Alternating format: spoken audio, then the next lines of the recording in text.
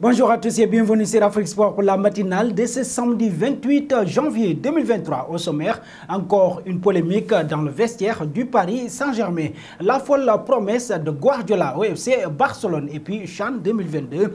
La CAF annonce une augmentation de la dotation à 60%. Voilà les grandes lignes de cette édition. Tout de suite, le développement.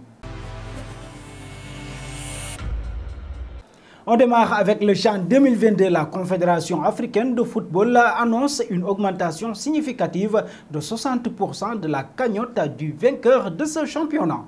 La Confédération africaine de football CAF annonce une augmentation significative de 60% de la cagnotte du vainqueur du championnat d'Afrique des nations CHAN Total Energy Algérie 2022. Cette année, le vainqueur du trophée recevra la somme de 2 millions de dollars contre 1 250 000 $ pour le précédent champion il y a 2 ans. Le montant total des prix alloués pour le tournoi a été porté à 7 900 000 USD contre 5 450 000 USD au total pour le pays ayant participé à l'édition précédente.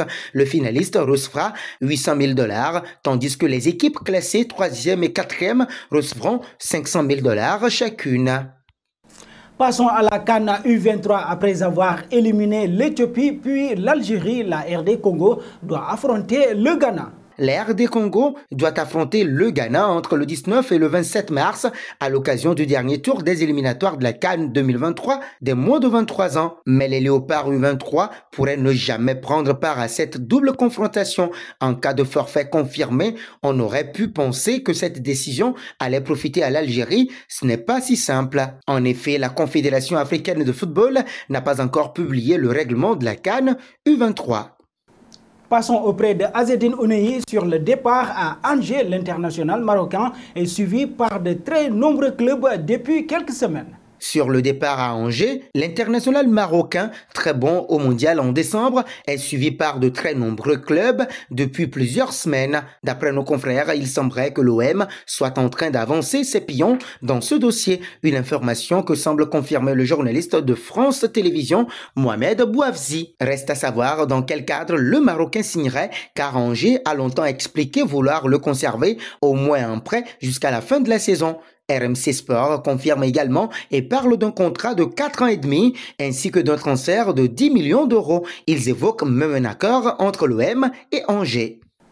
Un retour sur le mondial 2022. La commission de discipline de la FIFA a sanctionné la fédération uruguayenne après les incidents lors du match contre le Ghana en phase de groupe.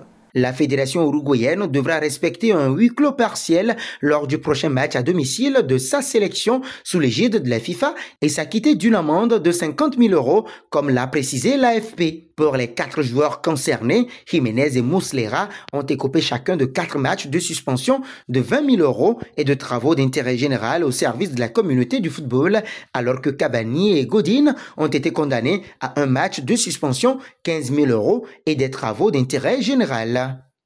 Parlons du Barça. Pep Guardiola n'a jamais caché son désir de retourner en Espagne pour entraîner le FC Barcelone. À 52 ans, l'actuel coach des Citizens est toujours à la recherche de sa première C1 avec Manchester City et pourrait accepter dans le futur de revenir à Barcelone. Pour rappel, l'entraîneur catalan a soulevé 14 trophées avec notamment le sextuplé historique de 2009. Si Barcelone m'appelle, c'est là que je vais. C'est mon club, a-t-il assuré. Il est possible que Pep Guardiola retourne un jour à Barcelone en tant qu'entraîneur et nul doute qu'après ses récentes déclarations, la presse espagnole alimente les débats dans les prochains jours de l'autre côté des Pyrénées.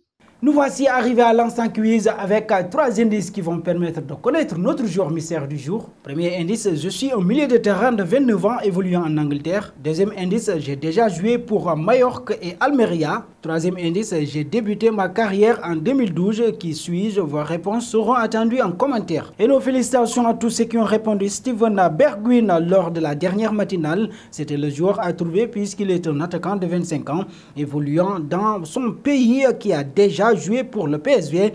Il a joué 83 matchs chez le 5e de Premier League. Filons au PSG. L'arrivée de Milan Skriniar, qui ne prolongera pas avec l'Inter Milan, pourrait faire beaucoup de dégâts dans le club francilien. Toute la défense pourrait être remise en question avec le Slovaque qui se serait vu proposer une place de leader dans le projet parisien. D'abord, Sergio Ramos pourrait perdre sa place. Symbole du projet QSI depuis plusieurs années, Marquinhos est également mis en cause par la Gazzetta dello Sport qui estime qu'il n'est plus aussi indiscutable qu'auparavant. Un point important est d'ailleurs évoqué puisque Skriniar a souvent insisté pour ne jouer que centre droit dans une défense à deux. Poste préférentiel du capitaine du PSG. Le plus fragilisé pourrait toutefois être Presnel Kimpembe dont les envies de départ auraient fait surface d'après les indiscrétions récentes de l'équipe. Et nous arrivons au terme de cette matinale que nous bouclons avec la question du jour. Azzedine Ounahi fait-il le bon choix en rejoignant l'Olympique de Marseille? Vos réponses seront attendues en commentaire, mais en attendant, n'hésitez pas à vous abonner sur Afrique Sport pour ne rien manquer des informations autour du football.